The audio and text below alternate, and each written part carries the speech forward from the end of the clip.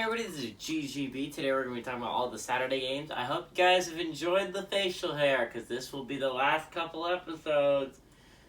After I film this, it will be shaved. So the next time you see me, it will be a clean-cut GGB instead of a mustached and a little bit of sideburn GGB. But regardless, let's get into the first game of the day. 11 o'clock, we got number 8, Arkansas traveling to number 2, Georgia. Georgia's favored by 18 points in this game on ESPN. It's one of the largest spreads I've ever seen between two top 10 opponents. But regardless, how did Arkansas' season go so far? How did they go from unranked to top 10? Story's a large story of their domination over Texas. Now, at the beginning of the season, it did not start out great.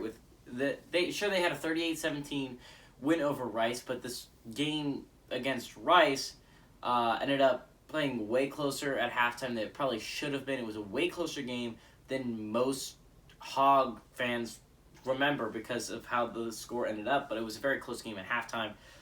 So the season didn't start out great for Arkansas, but then the second game they got a 40-21 win against then number 15 in the nation, Texas. So a big win there. That got them into the top 25 last week. That got them into, I don't know, like last week I believe they were near 15-ish. Then they had the 45-10 win over Georgia Southern. They were in the top 20 then, and then they moved up a little bit, and when they played number 7 Texas A&M, and this was a game they were underdogs in by a significant margin, and I remember wanting to pick them. Unfortunately, if you go back, you have to watch my dad, which, but I really wanted to pick them in this game. I really like the Hogs in this matchup, but unfortunately, I got the ear infection, which I'm still dealing with, which kind of sucks. It really hurts. But you can see back in my Sunday videos, I literally had a sneeze where my ear started pounding. It hurt so bad. Anyways, regardless, I really wanted to pick Arkansas in this game. I couldn't. I believe my dad did. If you go back and watch the video, which they did have a 10-point win over Texas A&M. This is a very good Hogs team. KJ Jefferson last week had an under 50% completion percentage, but only threw the ball 15 times. He went 7-15, threw for 212 yards and 2 touchdowns. Their big thing is the ground game, which wasn't a whole effective last week, but it was still pretty good. 17 carries for 82 yards for Traylon Smith, their leading rusher. Traylon Burks, their receiver, ended up having 6 catches for 167 yards and a touchdown. Georgia's season has been a season that was a lot of people, Georgia fans, expect a national championship this year. That is the standard that the Dogs have set for themselves. They ended up starting off the season very good with a 10-3 win over the number 3 Clemson in the nation. Then they ended up, in my opinion, this was the most impressive win on the record. They had a 56-7 win over UAB, a very good UAB team. This is a UAB team that is consistently a top group of 5 team. And to dominate them like that with a backup quarterback just shows you how deep and how good this Georgia team is. Then they had a 40-13 win over South Carolina. And then obviously the drubbing they gave last week is the 62-0 win over Vandy. The game against Vandy was so out of hand that their backup quarterback, Stetson Bennett, actually had more passing yards than JT Daniels because he saw more playing time. Stetson Bennett ended up going 11-15, threw for 151 yards, a touchdown and a pick. Zamir White, their running back, did not have the best day on the ground, but he did. It's decent. I mean, it's not horrible. He ended up having 9 carries, 48 yards, and a touchdown. That yards per carry is not bad if you're thinking about it. A little bit over 5 yards per carry for Zamir White. Brock Bowers, a tight end, was their leading receiver, which is the big problem I have with this Georgia team is their receivers have made me worried here. Brock Bowers is a pretty solid tight end. He ended up having 4 catches for 69 yards and 2 touchdowns. So how has this gone the other times previously? Arkansas is 4-11 against Georgia all time, and the last 2 have gone Georgia's way. What is really interesting about this football game is I think the Hogs are playing extremely good right now, and I think Georgia is too, but I think this is a way closer game than most people realize. Give me Georgia to win, but Arkansas to cover and KJ Jefferson to have the game of his life. At 11 o'clock, we got number 14 Michigan traveling to Wisconsin. Somehow Wisconsin, despite being 1-2 and looking so absolutely abysmal last week against Notre Dame, is favored by 2 points in this game on ESPN. So how's Michigan's season gone so far? They started out of the top 25 top 15 now, so pretty amazing, but that can be said about a lot of teams. They ended up having a dominant win, 47-14 in their opening week against Western Michigan.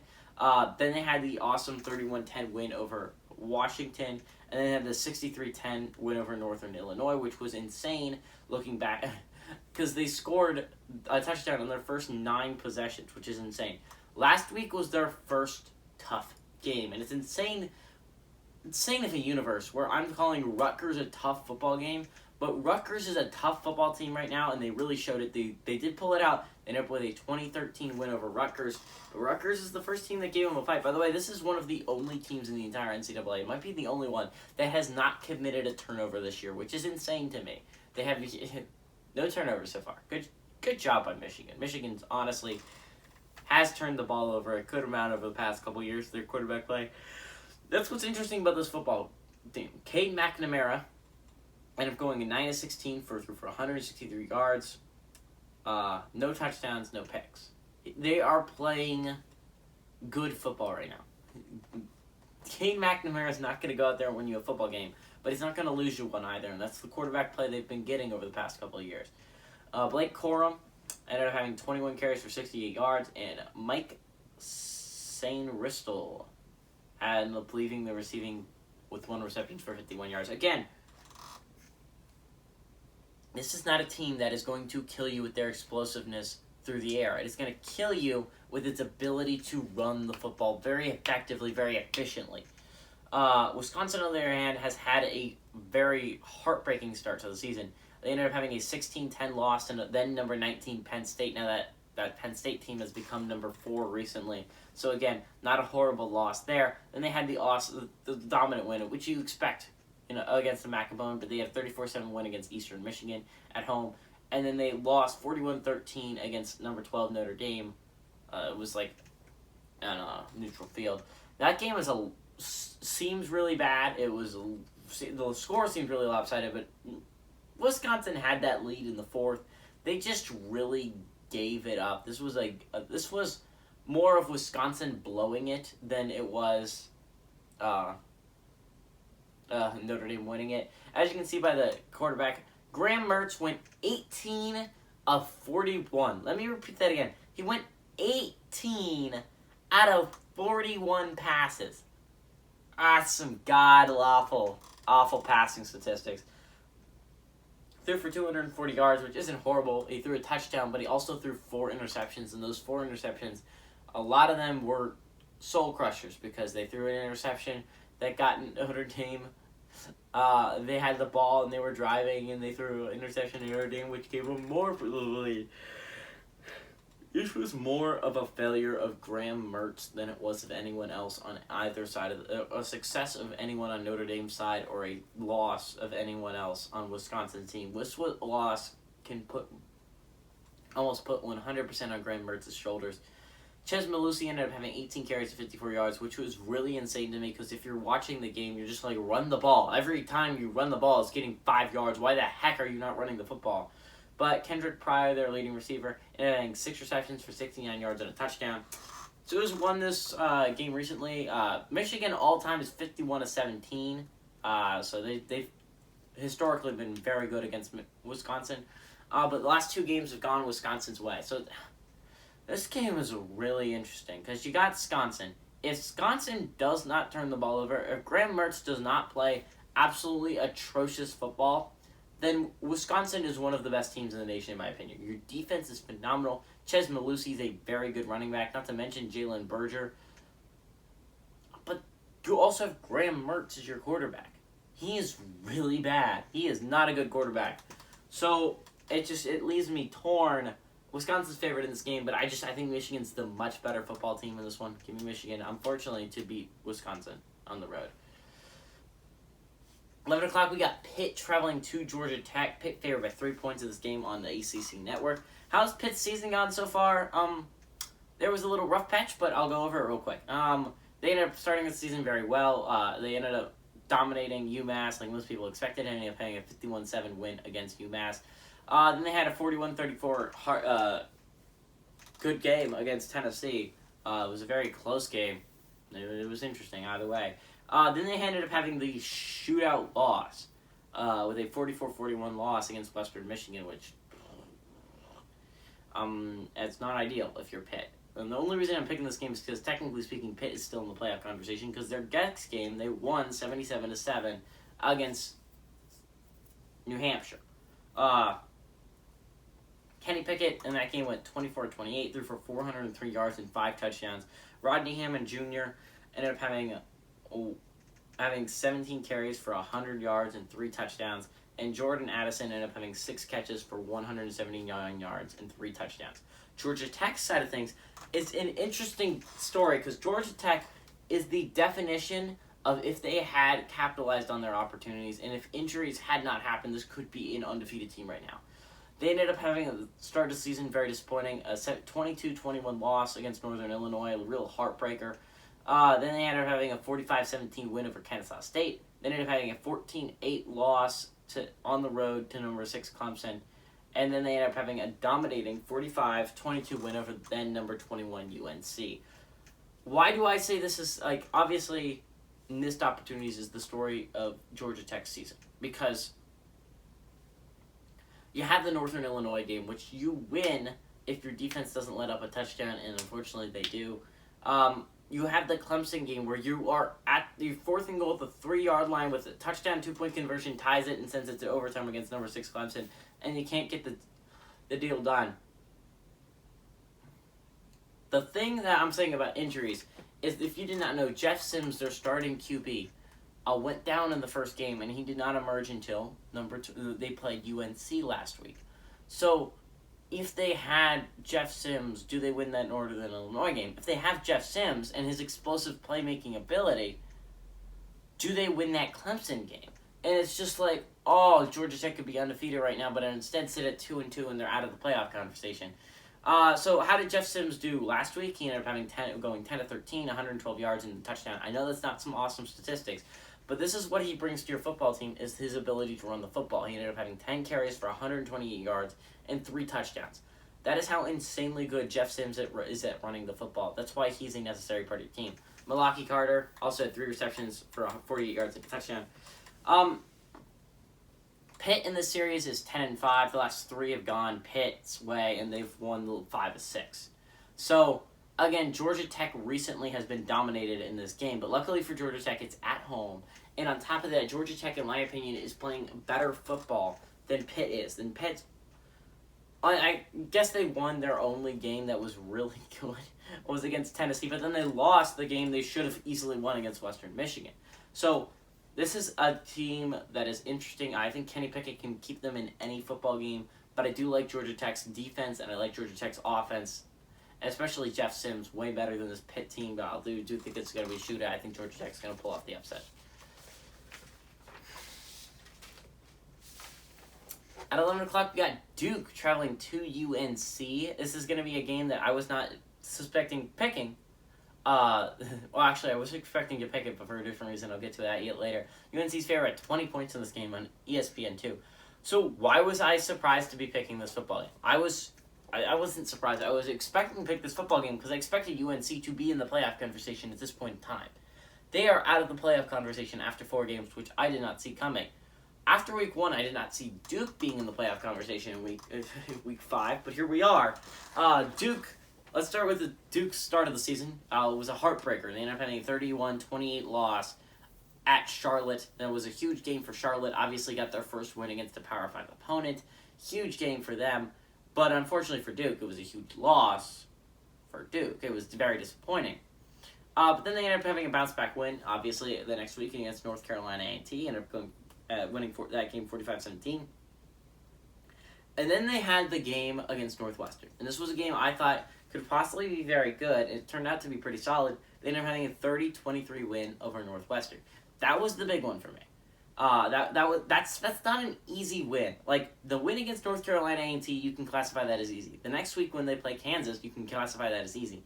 Northwestern is not a team that will roll over. It's coached extremely well by Pat Fitzgerald, and they normally have talent on both sides of the football. Now, is Northwestern one of the best Big Ten teams this year? No, they're not. I don't even know if they're going to be bowl eligible this year.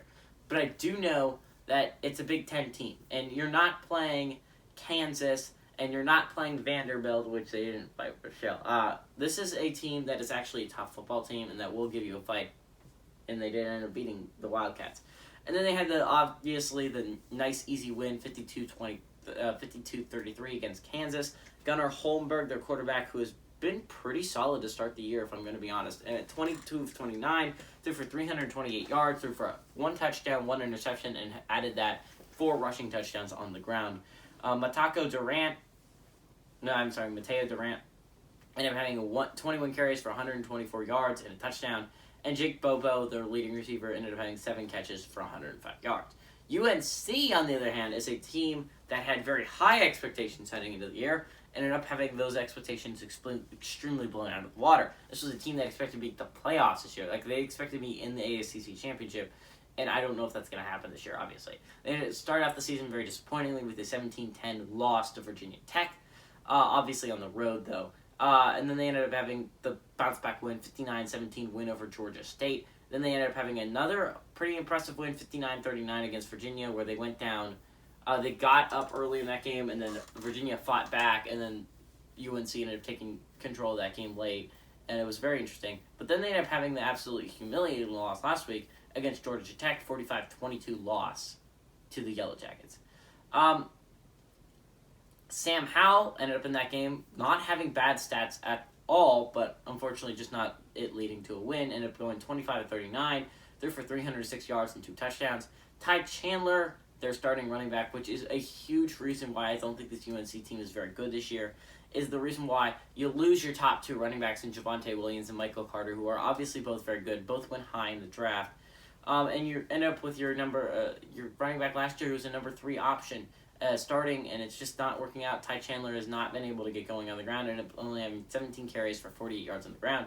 And Emory Simmons was their leading receiver, 3 receptions for 110 yards. How has this series gone before? Duke is 41-61 against UNC. Obviously, a huge gap there. UNC has dominated the series, and the last 2 games have gone UNC's way. Both games under Mac Brown, so I don't see that changing here. I don't think Duke is a phenomenally good football team, and I think UNC has a very good quarterback in Sam Howell. And I think this is Mac Brown is a good enough head coach that they should beat Duke here and knock Duke out of playoff contention. So bye Blue Devils. Sorry, I'm gonna pick the Tar Heels. Hey everybody, I'm back. I'm sorry for the little bit of an interruption. If you're watching the full thing, you're not watching the full thing, you're just watching the little clips, then there's not going to be an interruption. But my brother's a butt munch. That's all I can say. He is an absolute butt munch. But Minnesota-Purdue, we got at 11 o'clock. Purdue's favored by 2.5 points in this game on the Big Ten Network. And if you told me Purdue was going to somehow be favored by 2.5 points in this game, I would have told you were legitimately insane. It makes no sense if you told me that at the beginning of the year. But yet, somehow it makes sense at this point in time. Minnesota, in my opinion, was one of the most underrated teams heading into the year. I don't think that about them anymore. I thought at the beginning of the year. They ended up having a 45-31 loss against then number 4 Ohio State. But that was a good game. They had a lead in that game. And you can put a large reason why they lost is because of their loss of starting running back Ibrahim. Ibrahim was one of the best running backs in the entire NCAA. But then you're heading into the Miami-Ohio game, and I thought, oof, this season could be rough without Ibrahim when they came out barely with a 31-26 win against Miami, Ohio. Miami, Ohio is not one of the best MAC teams, so I was like, I'm a little bit worried. And then they had the 30-0 win at Colorado, and I'm like, no, this is it, never mind. Took all my worries away from Minnesota. And then they had the stinker. Last week was atrocious. It was literally one of the worst football games I have ever watched. They've played so abysmally that I could barely tell you how horribly they did, but I will read you the stats. They ended up losing 14-10 to Bowling Green State. To give you an idea, Tennessee crushed them to begin the year. But Tanner Morgan went 5 of 13, threw for 59 yards and 2 interceptions. Tryson Potts didn't honestly do that bad on the ground for being a replacement level running back. And I guess the future of the running back room heading forward with no Ibrahim, he played well. He had 27 carries for 141 yards. Daniel Jackson was their leading receiver, but he only had 1 catch for 25 yards. Shows you how poorly Minnesota's passing game went. Purdue, on the other hand, this is a team that has surprised me to start the season. I didn't pick them to win week 1 against Oregon State. They had a 30-21 win over Oregon State. I picked them to win the second game, 49-0 at Uconn. I was a little bit maybe too high on them. I ended up picking them to beat number 12 Notre Dame on the road. Unfortunately, they didn't do that. They ended up having a 27-13 loss at Notre Dame. And then last week, they squeaked by with a 13-9 win over Illinois. But they are 3-1, and outside of Iowa, the only other team on that side that has a playoff chance. Yeah, by playoff chance, I determine it's 1 loss or 0 losses. No Power 5 team has ever made this playoffs with 2 losses, and I don't see that changing this year. There's too many good teams that I don't see having 2 losses to allow 1 in. But Aiden O'Connell, the Purdue quarterback, ended up going 12-19 through for 182 yards, touchdown, 2 picks, so not bad, great stats in the interception department. Dylan Downing, the running back, only had 10 carries for 39 yards, not great stats there. And Milton Wright was their leading receiver for 7 receptions for 88 yards. Again, this was not an insanely productive offensive game, but it was enough to get by Illinois. And honestly, weirdly enough, heading into it, that Purdue-Iowa in a game in a couple of weeks is looming large and likely could determine the Big Ten West. So it's going to be really interesting moving forward what Purdue is able to do. Friends. But I think this is an interesting game. Minnesota leads the series all-time 40-33. But it's a close series. Last 3 games have gone Minnesota's way. I think this could be a one that flips Purdue's way. No one's going to be lower on Minnesota than they are right now. Obviously, the Bowling Green State loss does not help anything if you're Minnesota. But Purdue, you should be a little bit excited for this Purdue Boilermaker team. They're an interesting football team. They play very good defensive football, and they don't turn the ball over that much. If they get Plummer back, they could easily be one of those teams that are sneaky good heading into that Iowa game. So I think it's going to be interesting. I think Purdue's going to win this one, and I think it's going to be by more than 2.5 points, obviously. 11 o'clock, we get Texas traveling to TCU. Texas favored by 4 points in this game on ABC. Texas started out the year interesting. They started off really well. I picked them to lose week 1 with a 38. I've done really poorly in picking Texas games so far. But they ended up having a 38-18 win over number 23 UL Lafayette. I picked them to lose that game because I thought UL Lafayette was going to be really good this year. Then they ended up having a 40-21 loss at Arkansas. I picked them to win that football game, so it shows you what I knew. I did not pick good Texas games this year. I obviously picked them to dominate Rice. They ended up winning 58-0. And then last week, I don't think I got my dad did this one, but I would have picked Texas to beat Texas Tech. 70-35. They did beat Texas Tech, so I'm 2-2, I guess, on the year. Casey Thompson had a good day, in my opinion, at least. Ended up having 18 of 25, I believe. If I'm reading 18 to 23, I think. I'm really bad at handwriting. And I've thrown 303 yards, 5 touchdowns to 1 pick. Bijan Robinson, obviously he's a really good running back, ended up having 18 carries for 137 yards. And Xavier Worthy, their leading receiver, ended up 5 catches for 100 yards and 3 touchdowns. TCU's season has gone not great if you're TCU. Obviously, the start of the season was really good, a 45-3 win over Duquesne. But then they played a it was a heart stopper against Cal. Ended up having a 34-32 win against Cal, eking it out. And then they had the big loss against SMU, 42-34. SMU's dominated them recently, honestly. I'll talk about SMU a little bit later. I was about to go on an SMU tangent. It's not what this is for. I have an SMU game later on that I can go on an SMU tangent. But I'm really excited to talk about some SMU football. Max Dugan in that game went 16-28, threw for 276 yards and 3 touchdowns, which is normally enough to win you a football game, but not when you play a team like SMU. Zach Evans, a running back who's really good, by the way. I watched him in that game. He is a phenomenal running back. He's interesting to watch. Ended up having 15 carries for 113 yards. And Tay Barber, their leading receiver, ended up having 5 receptions for 114 yards and a touchdown. So the smart bet, if you're looking at the series-wise, would be on Texas, who has gone 63-27 against TCU, but not so fast. The last 2 have gone TCU's way, and the 6 out of the last 7 have gone TCU's way. So TCU has dominated the series as of late. Texas has not been good against TCU lately. I think that changes this week. I understand this is just some dumb Texas fan that is a little bit excited for this football team. I know I should never be excited for Texas football. They always let me down. But I like Casey Thompson. I thought he should be starting at the beginning of the year over Card, and I guess I was right. Now, he did dominate against Texas Tech and Rice, so I guess that's also not huge level of competitions at defense. But TCU's not either. You could saw Tyner Mordecai absolutely picked them apart last week.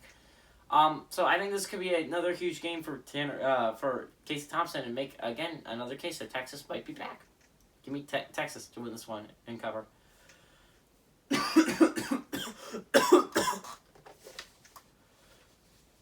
11:30, we got Louisville traveling to number 24, Wake Forest. Louisville ended up starting off the season not very... Oh, wait, by the way, I should finish. Wake Forest favored 7 points on ESPN3. Louisville started the season not well with a 43-24 loss to Ole Miss, but they ended up getting back on the right track the next week with a 30-3 win over Eastern Kentucky. They ended up having the big win, 42-35 over UCF. Honestly, probably shouldn't have had this win, but still, regardless, this is still a very good Louisville team right now. And they ended up having a very good win, 31-23 at Florida State. Blake Cunningham last week went 25-39, threw for 264 yards and 2 touchdowns. He also led the team in carries and rushing yards. Ended up having 14 carries for 56 yards and 2 touchdowns on the ground as well. Tyler Harrell, leading receiver, ended up having 2 catches for 63 yards and a touchdown. Wake Forest, on the other hand, has been the team to beat in the ACC. And you know what? I'm going to go on a little bit of a tangent here on the ACC. Everyone has complained forever since I've started watching college football that the ACC is so weak and Clemson just gets to sleepwalk through a schedule and get to the playoffs. Guess what, guys? You got your wish. The ACC is deep this year. You have Wake Forest, who is very good and not getting enough credit. You have NC State, very good, not getting enough credit. Virginia Tech, very good, not getting enough credit. And then Boston College getting absolutely no credit, despite being an undefeated college football team, which at this point in the season is a remarkable feat. I am beyond irritated at people who are just like, oh, the ACC's bad. They're not going to get a team in the playoffs this year. Why the frick not? This has been an insane college football season. Clemson's out of the playoff picture in week 4. Texas A&M has a loss. Week 4.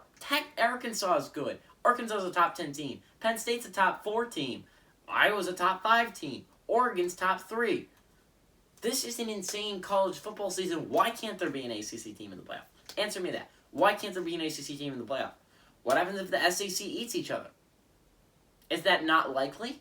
Because Arkansas, Georgia play. Auburn and Georgia play.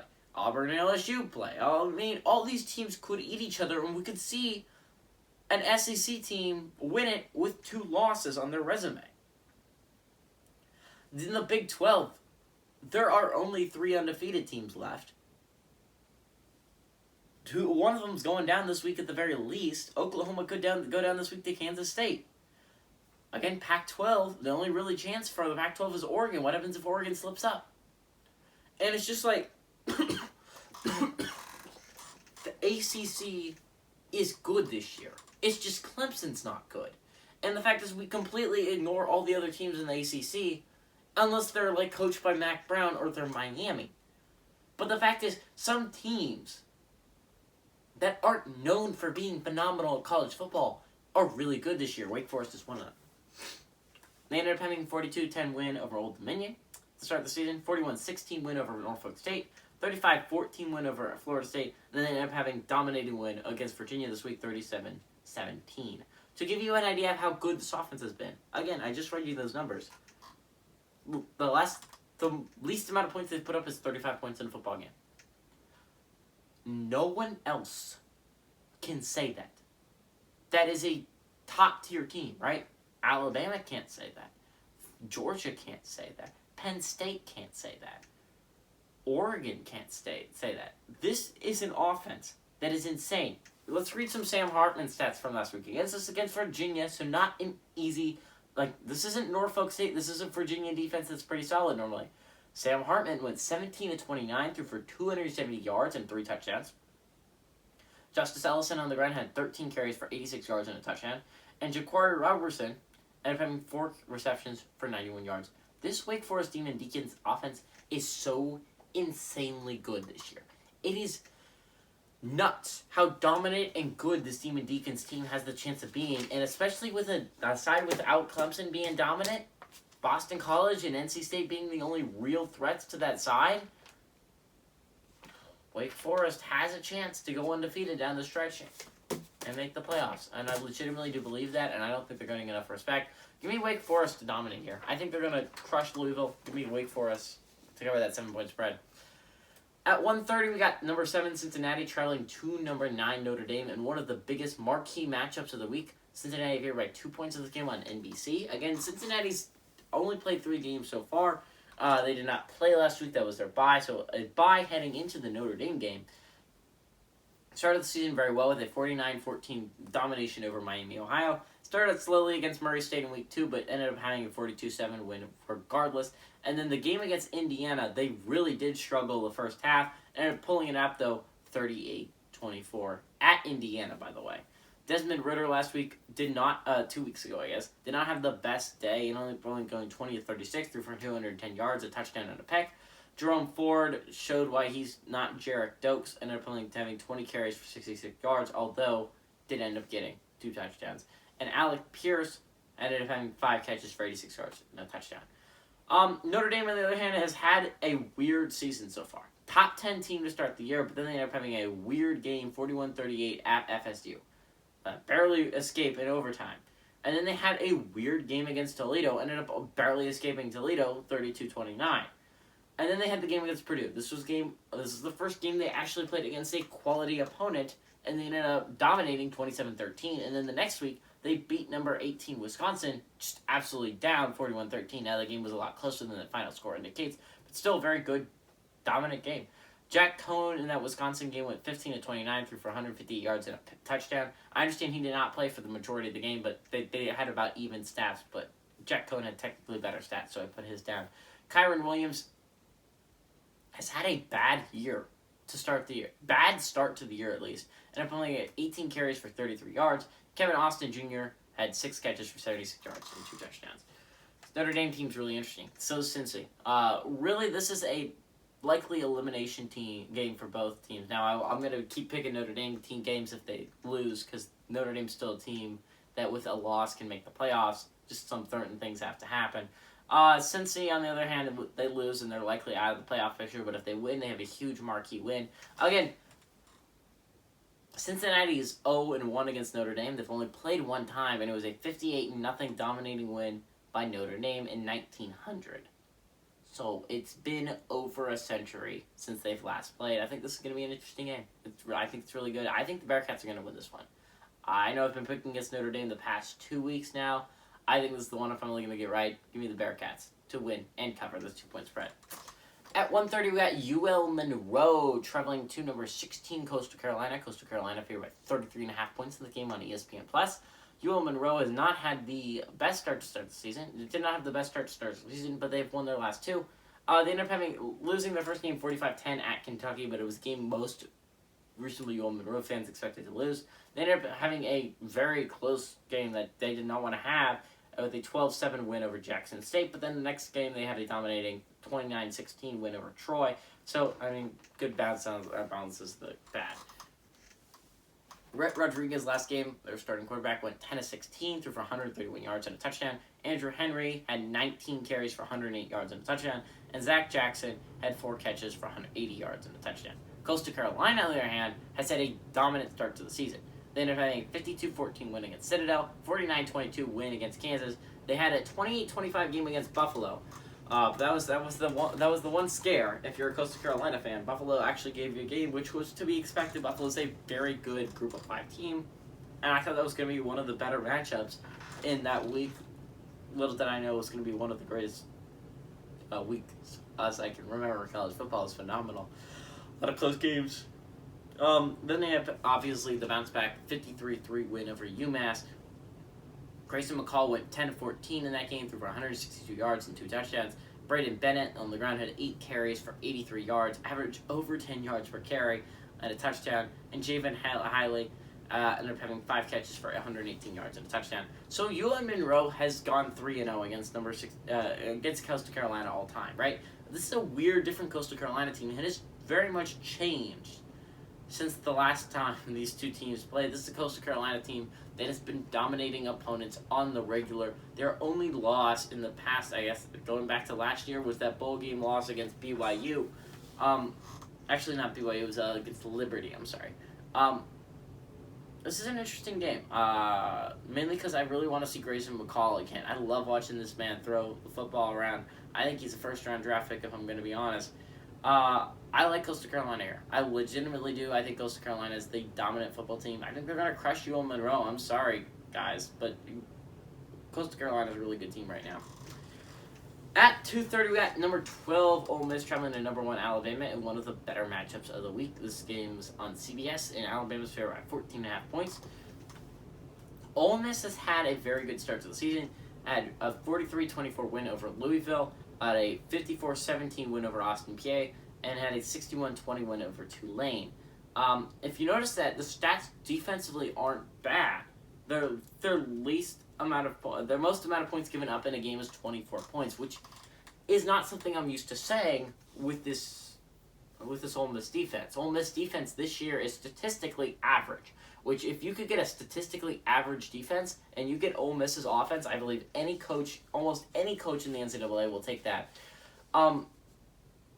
Matt Corral last week went 23-31, threw for 535 yards, 3 touchdowns, 0 interceptions, and 4 rushing touchdowns on top of that. It wasn't last week, it was 2 weeks ago. Ole Miss had a bye heading into this one, so that's interesting. Yeah, a lot more time to prepare for number 1 Alabama. Jerrion Ely had 15 carries for 103 yards, and Jonathan Mingo, their receiver, had 6 receptions for 136 yards and a touchdown. Alabama, on the other hand, has dominated early on in the year with a 44-13 win over number 14 Miami. We know now that Miami's not a very good football team. 48-14 win over Mercer. Then they had the absolute heart stopper with 31-29 win over at number 11 Florida. Florida did not follow very much in the rankings. They gave Alabama a game, and it was something that a lot of people were not expecting, were not thinking it was going to be possible. But Florida gave Alabama a football game, and it's going to give hope to this Ole Miss team. Like, if Florida can give them a game, this Ole Miss team is likely better than Florida. So, then they had a bounce-back game against Southern Mississippi. Bryce Young went 20-22, threw for 313 yards, 5 touchdowns, and a pick. So, this Alabama team's really interesting, because honestly, it doesn't look unbeatable. Like, last year, it looked like an unbeatable football team. They only played a one-possession game. Only played in one possession game all year, and it was like a backdoor one possession game by Florida. So how has Ole Miss fared against Alabama in the past? They've gone 10-52, and so obviously Alabama has dominated the series. 5 straight games have gone to Bama. It's what you expect. But Lane Kiffin has an offense here that, at least in my opinion, has a serious chance at upsetting number 1 Alabama. Like, this is an offense that is basically daring you.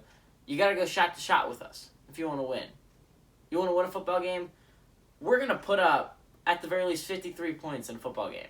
Can you outscore that? Because that was against Louisville. And honestly, after the second half, they just kind of gave up on offense and just tried to run out the clock.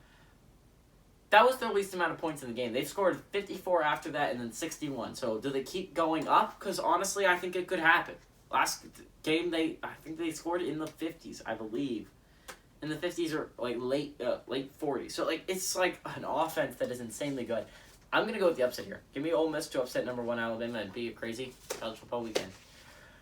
At 2:30, we got number 3 Oregon traveling to Stanford. Oregon started out the season with a heart stopper, 31-24 win over Fresno State, which was then unranked, but is now ranked. Then they had the absolute insane game where they went to number 3 Ohio State and beat them 35-28 at the Horseshoe. So that was an insane game. Then they had the nice 48-7 win at Stony Brook.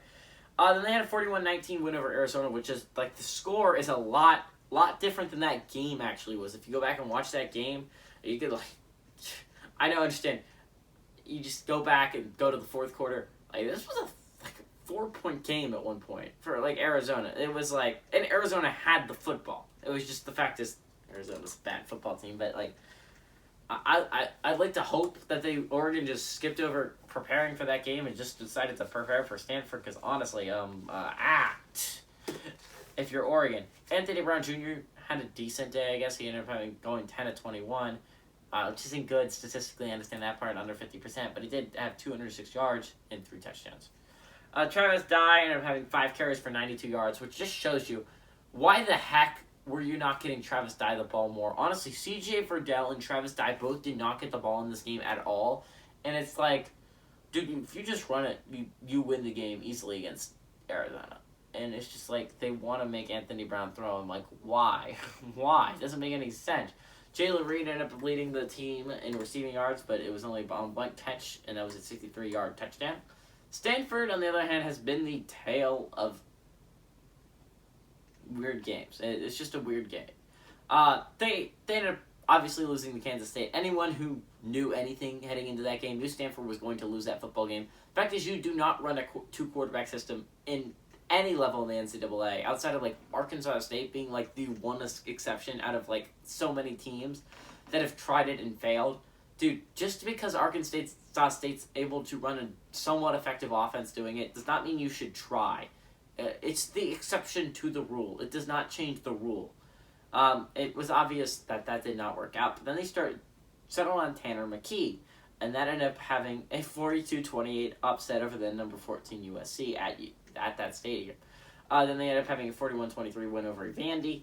And then last week they ended up having a horrible, demoralizing 35-24 loss against number 24 UCLA. But Tanner McKee did not have a bad day by any stretch of the imagination. 19 of 32, for 293 yards, 3 touchdowns, no interceptions. His rushing stats were fine, I guess. 8 carries for 42 yards, but if that's your leading rusher, it's not good, Stanford. Elijah Higgins led the team receiving, 5 receptions for 103 yards and a touchdown. So Oregon's 34-40 all-time against Stanford, but the last 2 have gone Oregon's way. I think this is going to be an interesting game, and I think it's going to be a lot closer game than Oregon fans would like it to be. I think Oregon does eke this one out, but I think Stanford gives them a game. At 2:30, we got a game everyone's kind of looking forward to, and it's number 6 Oklahoma going against Kansas State. Oklahoma's favored by 11.5 points in the game on Fox.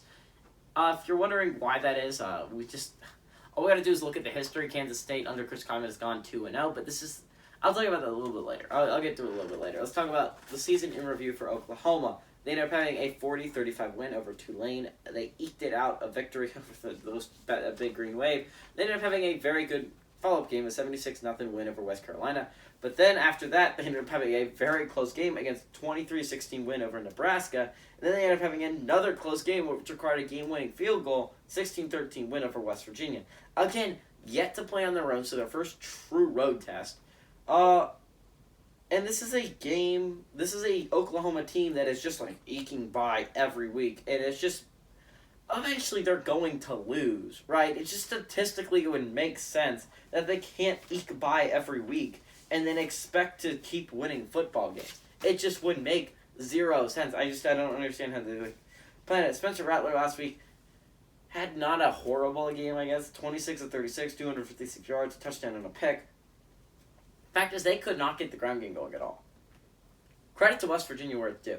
They were like, Spencer Rattler, you beat us. And I guess it worked for Oklahoma, but it was very close, and it was not exactly an easy win. Eric Gray ended up playing 12 carries for 38 yards, and Michael Woods II was the leading receiver, 8 catches for 86 yards. West Virginia shut down the run, and it gave Oklahoma fits. Kansas State, if you can shut down the run, you can give Oklahoma fits. This is a game you have to win off your defense, by the way, for Kansas State. Kansas State started the season very good, 3-0, and having a 24-7 win against Stanford, 31-23 win against Southern Illinois. That's the game, though.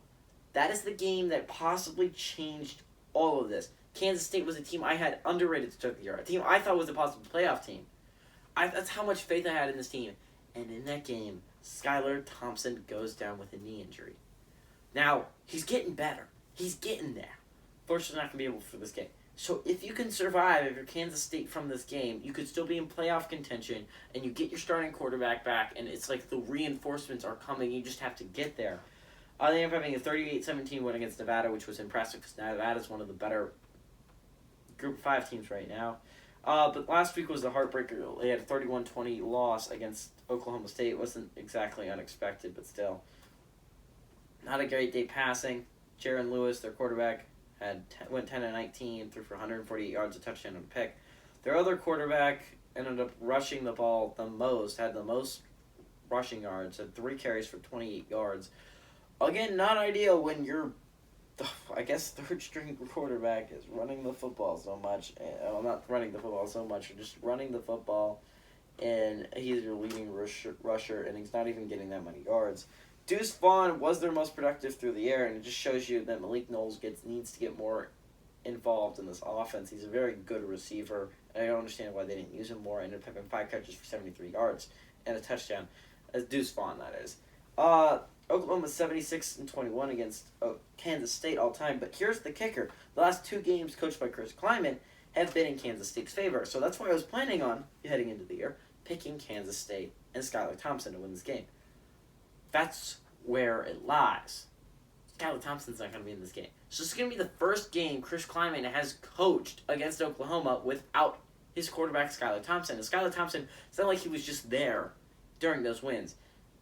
He was a dominating factor in the reason why they won a lot of those games. So you think I'd go with Oklahoma here. But then Oklahoma has just been given, just making Oklahoma's fans' hearts explode in these games. Like, they're terrified they're going to lose because they should be terrified they're going to lose. Every game is way too close for comfort. So it's like a tear back and forth. This was the worst Oklahoma team than I believe last year's Oklahoma team or the year before that. But I think this is the worst Kansas State team. So I think this is going to be a way closer game. I think Oklahoma is going to win this one, but Kansas State's going to cover. At 2:30, we got number 11, Ohio State, traveling to Rutgers. Ohio State favored by 15 points in the game on the Big Ten Network. Throughout the season, Ohio State had a 45-31 win against at Minnesota. They ended up having a heartbreaking 35-28 loss against number 12 Oregon at their home field. They ended up having a 41-20 Tulsa win, which was a lot closer than that. The final score indicates it was a 7-point game in the fourth. A lot of people forget about that. Way closer than that game turned out to be. No, way closer than that score indicates. They ended up having a dominating win last week against Akron, 59-7.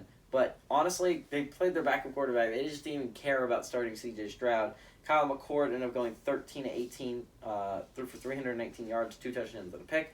Trayvon Henderson shows why he's so special on the ground, and ended up having 8 carries for 93 yards, 2 touchdowns. Garrett Wilson ended up having 4 catches for 124 yards. Rutgers, on the other hand, had started the season 3-0, very good start to the season, and ended up having a 61-14 win over Temple, 17-7 win at Syracuse, and 45-13 win over Delaware. Last week was our first real test as a football program under Graciano.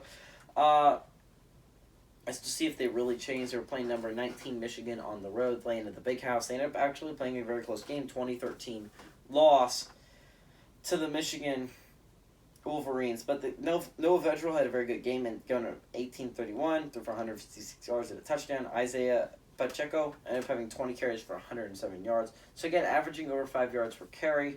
It definitely seemed like that's what he was getting every single time he got the football. Aaron Young ended up having 3 catches for 35 yards and a touchdown, but again, not a super productive day through the air for Rutgers. It was just mainly the ground game that kept it going.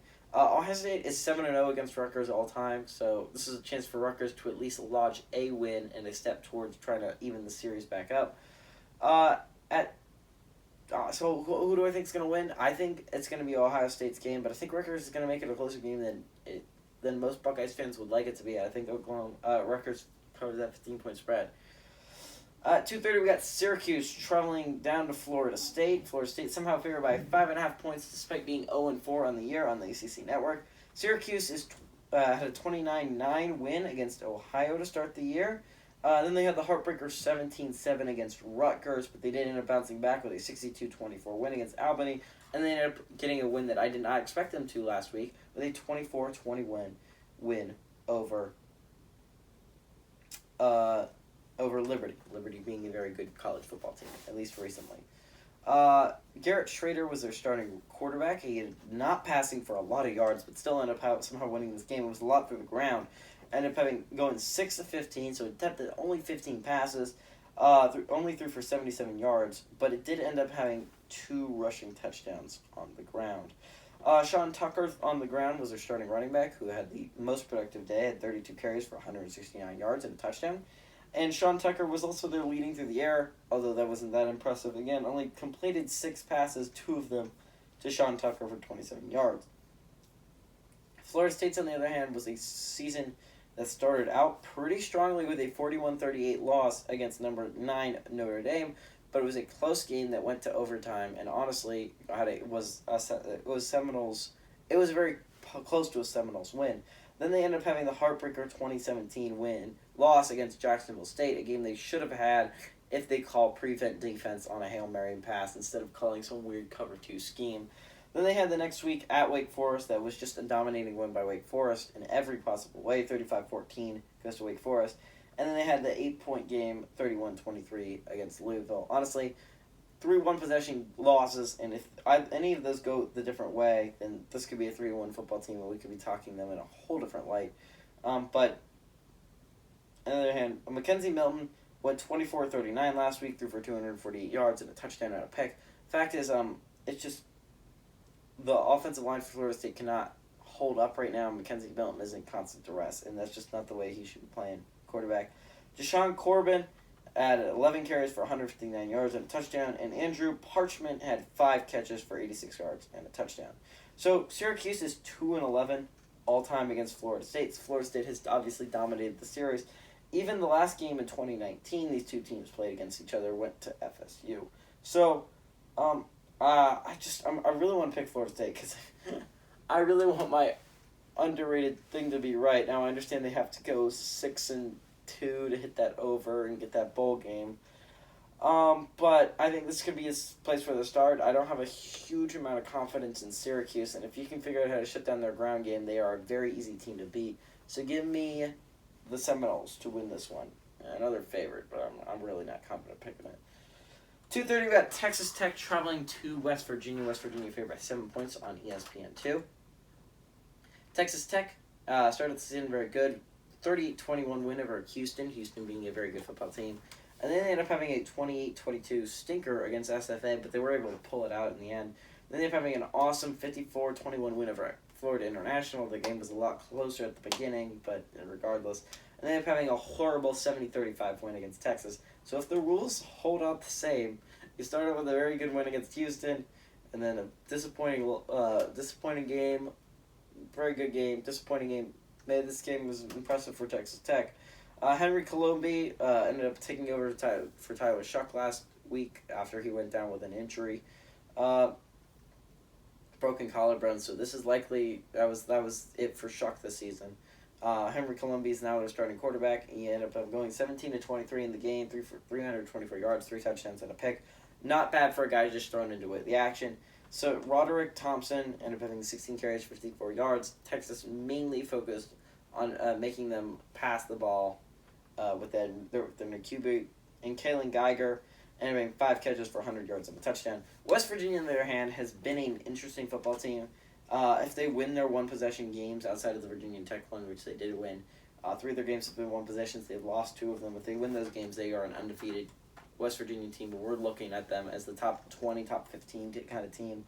They had a just demoralizing loss, 30-24 against Maryland, at Maryland, to be fair, at the beginning of the season. Then they ended up having a good bounce-back game, won 66-0 against Long Island, and then they ended up getting a 27-21 win against then number 15 Virginia Tech.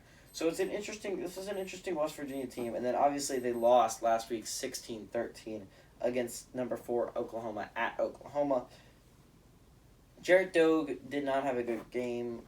Really, he ended up going 28-29, threw for 160 yards, and threw a pick. The pick is likely a lot determined that game because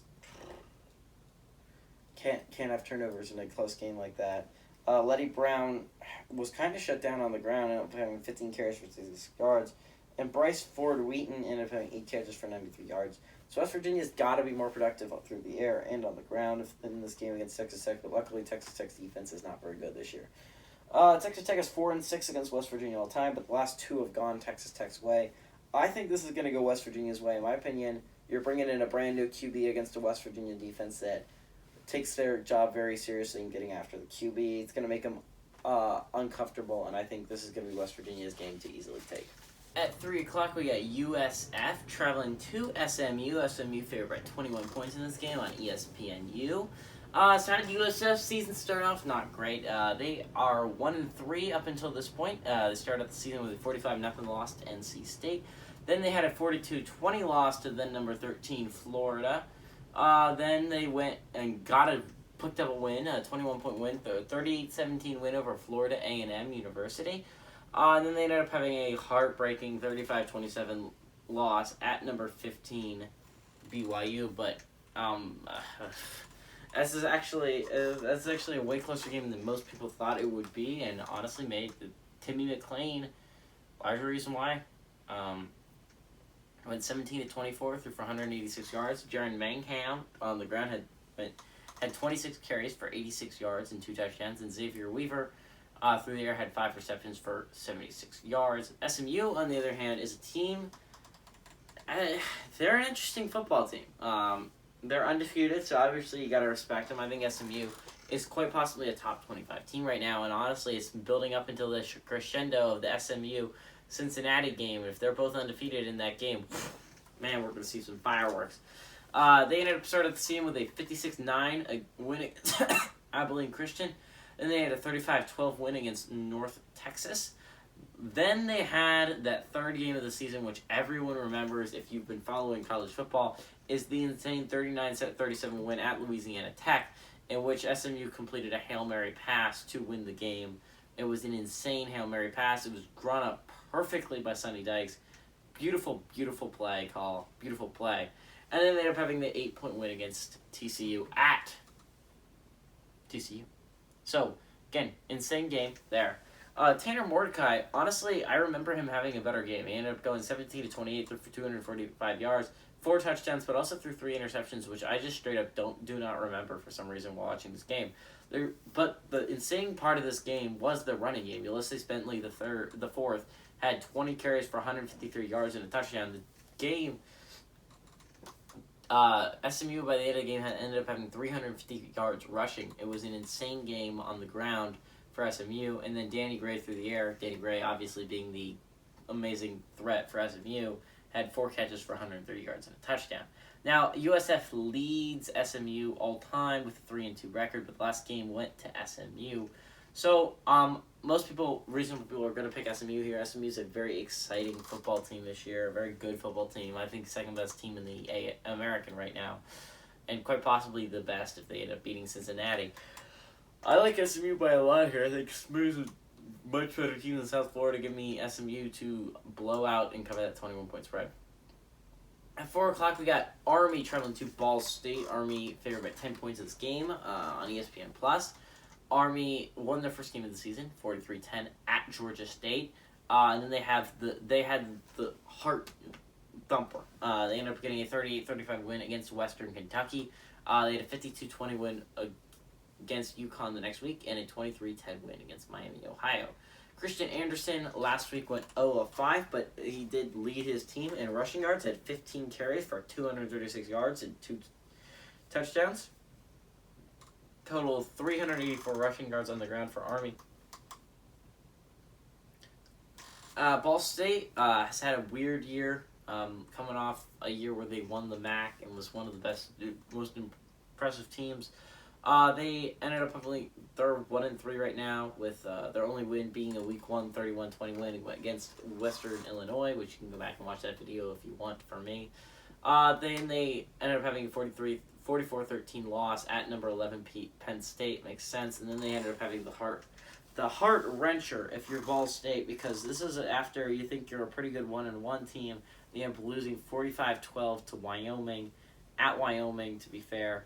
And then they ended up last week losing 22-12 to Toledo. Drew Plitt, their starting quarterback, went 21-35, threw for 190 yards, Justin Hall, the running back, had 5 carries for 64 yards and also led the team in receiving yards and 7 receptions for 97 yards.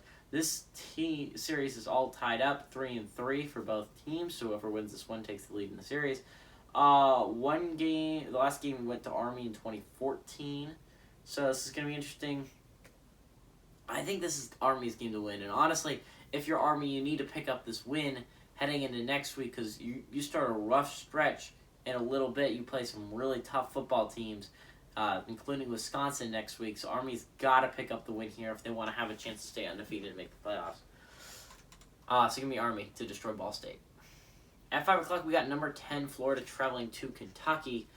Florida favored by only 7.5 points in this game on ESPN. They started the season really well. They had a 35-14 win against Florida Atlantic, a 42-20 win at USF.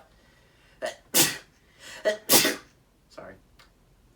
31-29 loss to then number 1, that was still number 1 Alabama, and then they bounced back with a 38-14 win against Tennessee. Emory Jones last week went 21-27, threw for 209 yards and 2 touchdowns. He also carried the ball 15 times for 144 yards as the leading rusher on the team.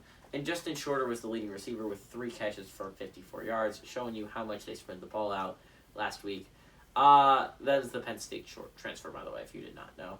Kentucky, on the other hand, is undefeated heading into this game. One of the few undefeated SEC teams that include names like Alabama, Ole Miss, Arkansas, Georgia, teams like that. Only like some of the best teams in the nation are undefeated, and Kentucky's one of those names. Now, you'll see as they read the schedule why they're not a top 25 team right now, but if they win this game, they are 100%. They've played in 3 straight one-possession games. They started out the season with a 45-10 win over UL Monroe. They squeaked by with a 35-20 win against Mizzou. Then they ended up with a 28-23 win against Chattanooga, which is quite possibly their most forgettable football game up until this point. And they ended up with a 16-10 win against South Carolina last week. Will Levis did not have the best day passing, ended up going 15-22 for 102 yards, 0 touchdowns, and a pick. Chris Rodriguez on the ground ended up having 26 carries for 140 yards, who really carried them there. And Wandale Robinson, the leading receiver, had 7 catches for 65 yards. Florida is all-time 53-18 against Kentucky and has dominated them recently. The last 2 games have gone to Florida, but Florida has won 34 to their last 35. I think this is still Florida's game to win. I understand Kentucky is a much improved team this year. Will Levis a way better quarterback than they're used to having in Lexington, but still, this is a top 10 Florida program. I think it's going to be that game against Georgia, again, a crescendo to that point. I think Florida's going to go undefeated to the point.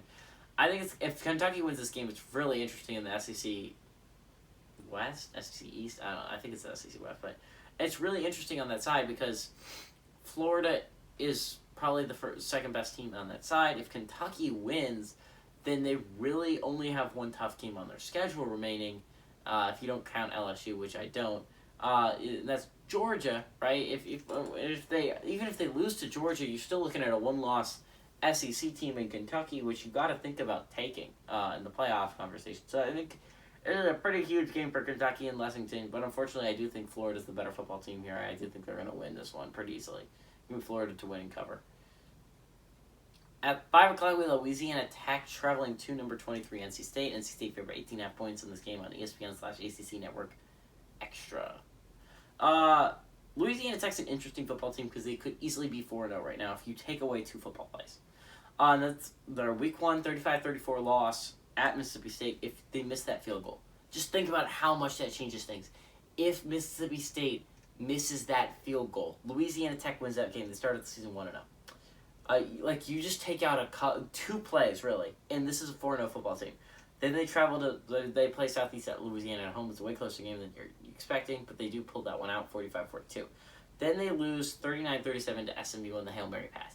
If that Hail Mary pass goes incomplete and the Mississippi State team misses the field goal, this is a 3-0 football team. They win the next week, 24-17 at North Texas, and we are talking way more about Louisiana Tech than we are about them now. I mean, this would be an undefeated, Conference USA football team. And then we talk about them in the same level as UTSA, kind of like in the same breath. Aaron Allen, so far, last week went 14-18 through 137 yards. Marcus Williams Jr., had 17 carries for 73 yards and 2 touchdowns. Samuel Elmolis had 2 catches for 69 yards and a touchdown. NC State, on the other hand, has had a pretty good season up until that point. They had the 45-0 win over USF, then they had the pretty demoralizing 24-10 at Mississippi State, kind of dropped them down to reality, but they did the 45-7 win against Furman, and then they got the huge win against top 10 Clemson last week, 27-21, double overtime. Devin Leary, their quarterback, went 32 of 44 last week, threw for 238 yards, 4 touchdowns, 0 picks. Just shows you that this man is a really good player. He's really good at keeping control of the football. Ricky Person Jr. had 21 carries for 91 yards, and Emeka Emezi had 14 catches for 116 yards and a touchdown. They've played only one. Louisiana Tech has only played at NC State once before. They're 0-1 in that one game in 2013, in which NC State won 40-14. I think this could be a closer game than most people realize, but I do think NC State's a possible playoff contender, a very good team in the ACC. I think Louisiana Tech keeps it close and covers that 18.5 point spread, but I do think NC State is the one to pull this one off. 5 o'clock, we got UNLV traveling to UTSA. UT State favored with 21 points on ESPN+. UTSA has been, in my opinion, one of the more impressive teams. A team that really has come out of nowhere. Now, I get it. Last year, they were also pretty solid. They gave, what was it? It was either, I think it was UL Lafayette, but I'm not positive. A game in their bowl game. They gave a really good Group of 5 team a game in the bowl game. But I did not expect this. I did not expect them to start undefeated. I wasn't really all that impressed until they played Memphis. Memphis is a team I really respect. The Group of 5. A consistent program that is very good offensively and defensively, and they beat Memphis. UTSA has a pretty easy road to going undefeated. Now, it's not going to be super, super simple because you still do play in the same conference as UAB. You still play in the same conference as Marshall. So there are teams that can knock you down. But if you're TSA, you can stay focused. You can win these games. You could be undefeated. You could be in that Group of 5 conversation. UNLV had a way better game than I expected them to last week against Fresno State. Honestly, probably should have won that football game. So I think this is going to be a way closer game than most people realize.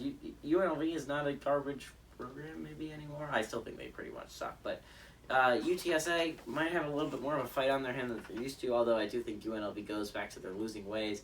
Give me UTSA to dominate here. I expect the Roadrunners to win by a good margin. 6 o'clock, we got Mississippi State, the Bulldogs, traveling to number 15, Texas A&M. Texas A&M coming off a huge loss last week to Arkansas. Very disappointing, very demoralizing, but it's kind of what you expected with a backup QB. I don't know many people who expected Texas A&M. I mean, actually, I do know a lot of people that expected Texas A&M to win. It's kind of a sad state of affairs. He's a backup quarterback, everyone. He can win against teams like Colorado, sure, when you have to put up 10 total points to win. They put up the same amount of points last week. They did not win. Arkansas is too good of a football team to expect to win with a backup QB. I feel like most people reasonably would expect that. Mississippi State coming off a disappointing loss to LSU. Obviously, the final score was only 3 points, but it was really an 11-point ball game in the fourth. Mississippi State's probably the worst team on that side, and that's just like not saying that much because it's just a really good side. So many teams are in the top 25 this year on that side. Texas A&M is probably the 4th best team on that side. They're still top 15 team. It's just not saying that much. Mississippi State is one of only 2 teams on that side, just like them and LSU, to not be a top 25 team. It's just, I just don't think Mississippi State's a good enough football team. Now, it would be great if they could knock off Texas A&M, get them out of playoff contention entirely, don't have to do their games anymore. But I think this is Texas A&M's game to win. I think they're going to pretty easily run over the Bulldogs. Sorry, Bulldogs. Texas A&M is going to win and cover this one. 6 o'clock, we got number 21 Baylor traveling to number 19 Oklahoma State. Oklahoma State's favorite at 4 points in this game on ESPN2. And these are 2 of the most surprising teams in the Big 12, in my opinion. You got Oklahoma State. They lose Chuba Hubbard, one of their best players they've had in a long time at that college. They lose Tylen Wallace, one of the best receivers they've had in a while, probably since Des Bryant, if we're going to be honest. And they lose Dylan Stoner, another one of their top targets. But doesn't matter. Spencer Sanders has played phenomenally well. Now, he has been the benefit of eking by You look at Southeast Missouri State, I believe is the one they beat week 1. They eke by. They eke by Tulsa. They eke by Boise State. But regardless, this is an Oklahoma State that is undefeated, one of 3 undefeated teams. And then Baylor's the biggest surprise to me. Because Baylor was a team I was projecting probably bottom part of the Big 12. I thought them and Texas Tech are two of the...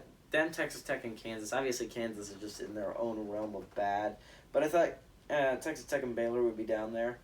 Baylor has been a surprisingly really solid football team. I don't know if it's just me, but Baylor's defense looks good. Dave Aranda might be my favorite coach in the entire NCAA, simply because he portrays absolutely zero emotion. Honestly, he beat Iowa State, like a top 15 Iowa State team, and I honestly could not tell if he was disappointed in his team or happy in his team. It's like if a robot ran a college football program, and I am absolutely here for it. They run the ball very effectively in Baylor. They play good defense. I love Baylor in this one. I love the Bears. I'm 100% recording this game, and I am 100% watching it, but I love the Bears. I think the Bears are a better team than the Cowboys right now. Sorry, Cowboys, but I want the Bears. At 6:30, we got Indiana traveling to number 4 Penn State. Penn State's first on like a little lap of revenge games recently. Because you already you have the Iowa game coming up as a revenge game, and you have the Maryland coming up as a revenge game. I think it's going to be interesting. I think this is going to be a really interesting football game, mainly because I'm a Penn State fan and I want to watch them dominate. Penn State is coming back with some real anger, because honestly, this is the game that threw off their season last year. Indiana's, on the other hand, they're coming off some rough ones, honestly. This is not a great Indiana team right now. If I'm going to have to rank them, I think they're the worst on that side. Sorry, guys. You really are, though. If you're asking me if I would rather play Rutgers, Maryland, Michigan State, Ohio State, I'm just like, or Indiana, I'd be like, Indiana, obviously. You got Michigan and Michigan State are both top 25 teams right now. Ohio State's 11th in the nation right now. And then Rutgers and Maryland are both teams I think could be in the top 25. Indiana's not a top 25 team right now, and I would absolutely love, if I had to pick a team to play, it'd be them. Plus, we get them at Beaver Stadium. This is a game Penn State can't lose if they want to be considered playoff contenders. They have a tough game against Iowa next week, which is why I could see them overlooking this game and falling, but I still think this is Penn State's game to win. Give me Penn State huge. I think Penn State's going to dominate against the Hoosiers. 6:30, we got Western Kentucky, the Hilltoppers, traveling to number 17 Michigan State. Michigan State favored by 2.5 points in the game on FS1. This is an interesting football game because, number one, you got Michigan State, obviously a top 20 team, very good, right? But Western Kentucky's, they're 1-2, but they're a good 1-2. They had a 3-point loss to Army, and then last week had a 2-point loss to Indiana. Like, this is a Western Kentucky team that could be undefeated right now if they had won the games that they were really close in. Like, again, a 2-point loss to a Power 5, a Big Ten team should cause some pause for these Spartan fans. They should be a little bit concerned. I think there is a justifiable right. Western Kentucky's been playing some phenomenal football. Not to say Michigan State hasn't, although Michigan State, honestly, last week, what the heck, guys? If you are not playing the worst team in the Big Ten in Nebraska, I'm sorry, Nebraska fans, but it's true. It's either you or Illinois, maybe Northwestern.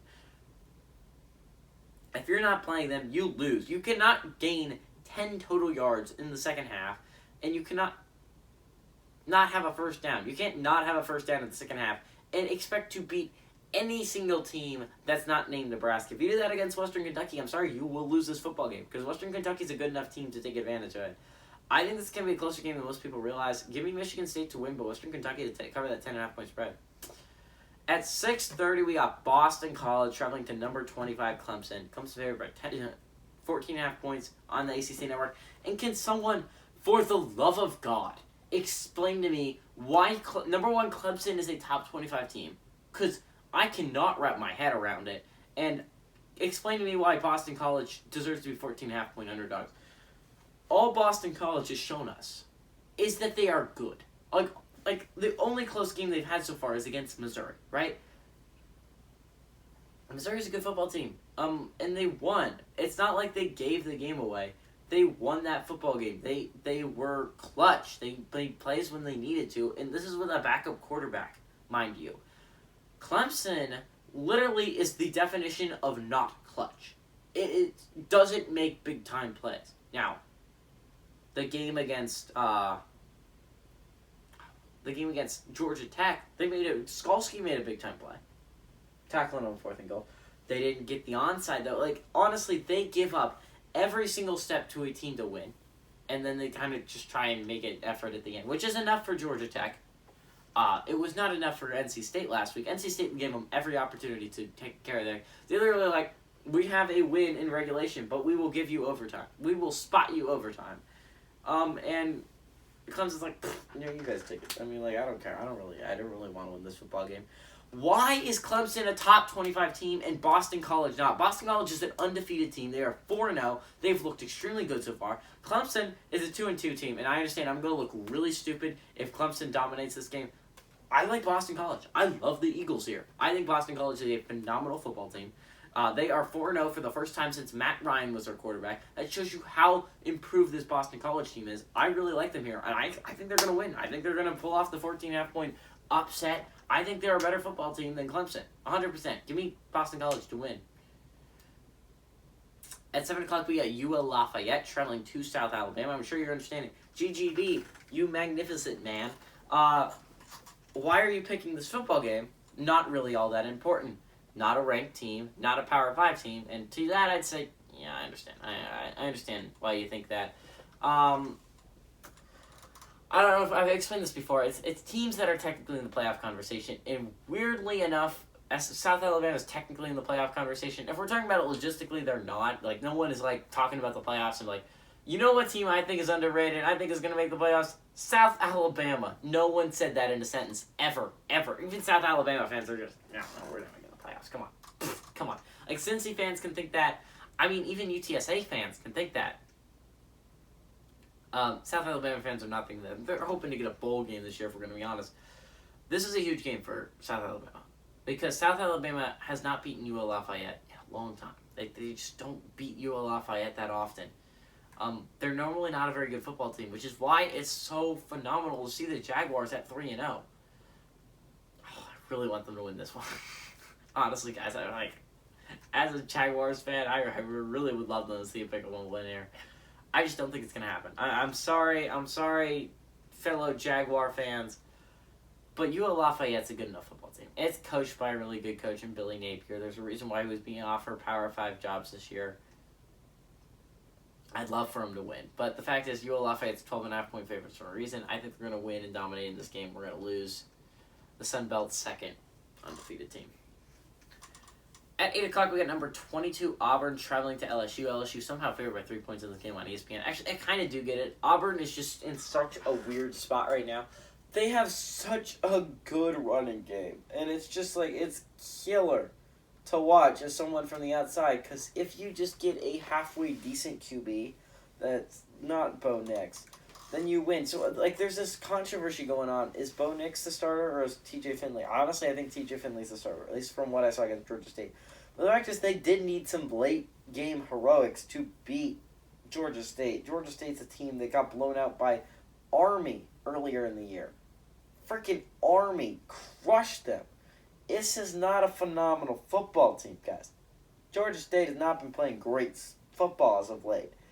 And regardless, Auburn needed some late-game heroics to beat them. LSU, on the other hand, had the game against Mississippi State pretty in hand. And it makes me lean towards LSU here. Not because I think LSU's a good football team, but I think Auburn's in some kind of bad state right now. As a Penn State fan, obviously I would love Auburn to win. But I don't think that's possible right now. And I think this is LSU's game to win. And I think I'm going to go with it. LSU. Give me LSU to win on ESPN. At 8 o'clock, we got Washington traveling to Oregon State. Oregon State for about 1.5 points in the game on the Pac-12 Network. And if you had told me at the beginning of the year that I was going to pick Oregon State over Washington, then I would have said you were crazy. Because let's do a rewind here. I picked Washington as one of my underrated teams to start the year. This was a top 25 team to start the year. Oregon State was the team I thought, maybe a bowl game this year, although I think this guy's on the hot seat. He might lose his job. The Civil War looks like the most important game left on Oregon's schedule. Possibly the hardest, although I get the argument UCLA could be the hardest considering it's in UCLA. But you look at that Oregon State team, they are playing phenomenal football right now. And it's weird to say. I don't expect to say that about Oregon State. I never expect to say this is a team that has a possibility of making the playoffs. I didn't expect to say that. I am saying it right now. This is an Oregon State team, possibility of making the playoffs. It's so weird to say. They haven't lost since week 1 against Purdue. This is an Oregon State team that beat USC last week. A game I didn't expect them to win. Now, how much does that affect the USC's in absolute chaos right now? It's going to be an interesting one to answer. Washington is in some chaos of their own. I think this could be interesting. I think if you're heading into the game, Oregon's undefeated, and you have Oregon State has one loss, that could easily decide the Pac-12 North, and it could easily decide who goes to Pac-12 Championship and has a chance to play for a playoff spot. And I just think, the Beavers. This is all building up to some some climactic end with the Beavers and the Ducks playing for the Pac-12, for a chance to go to the Pac-12 Championship and earn themselves a playoff spot. I just think it'd be really interesting. I think Oregon State's a better team than Washington right now. I'm just sorry to say that, Washington fans, but I do believe it, and I think the Beavers are going to win, and I think they're going to run away with this. Give me Oregon State to win and cover. Then it got 9:30. We got Arizona State traveling to number 20 UCLA. UCLA favored by 3 points at the game on FS1. Arizona State, UCLA both lost in the same week. That was 2 weeks ago. They both had some bounce back wins of their own. Sorry. UCLA is coming off a pretty significant win over Stanford last week, so a huge win there. If you're UCLA, gets you back right on track. They're still a top 20 team, which I don't know if I agree with. I don't know if they should be a top 25 team, and I still think there are some teams out there that are undefeated, Boston College, that deserve to be a top 25 team over a team, in my opinion, like UCLA, who has lost to Fresno State. Now, Fresno State's now ranked in the entry. I still think that UCLA is a little bit overrated at this point. A little bit. I'm sorry, UCLA fans. I think Arizona State's the better football team. I've been in love with the Sun Devils for a long time. I think they're coached extremely well. They only have one loss on the record, and that's to BYU. BYU's been a phenomenal football team up until this point, and they played a close game against them. I'm going to give it to the Sun Devils. I think the Sun Devils are the better football team here. I haven't picked an upset in a while, so give me Arizona State to travel to UCLA and pull off the upset. Give me the Sun Devils. 10 o'clock, we got number 18 Fresno State traveling to Hawaii in the last game of the day. Fresno State favored by 11 points in this game on the CBS Sports Network. And Fresno State was a team that was like, you get in the top 25, and then you almost blow it the next week, Fresno State. Almost lose to UNLV. Now, I understand how much of that is Jake Haener was not healthy in that game. So, how much is that at that? But let's be honest, Hawaii's a much better football team than UNLV. Now, I don't know about how much better.